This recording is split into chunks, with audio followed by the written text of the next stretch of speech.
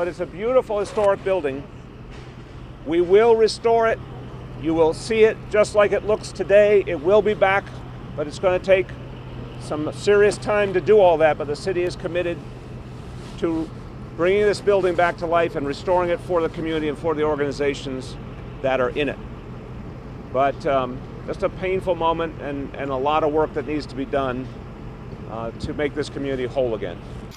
Now, I want to talk about one of the really painful stories within the very overall painful story of the coronavirus crisis in the city.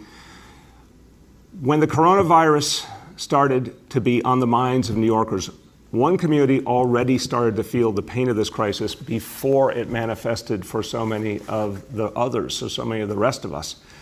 We saw discrimination and bias against the Asian American community very, very early on.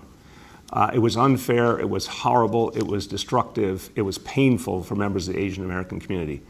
And we had to fight it then, and we have to fight it now. We also know that a lot of the stores, the restaurants, the parts of the community that people depend on, they started to suffer. People weren't going to those stores and restaurants. They were suffering from discrimination early on in an economic way as well.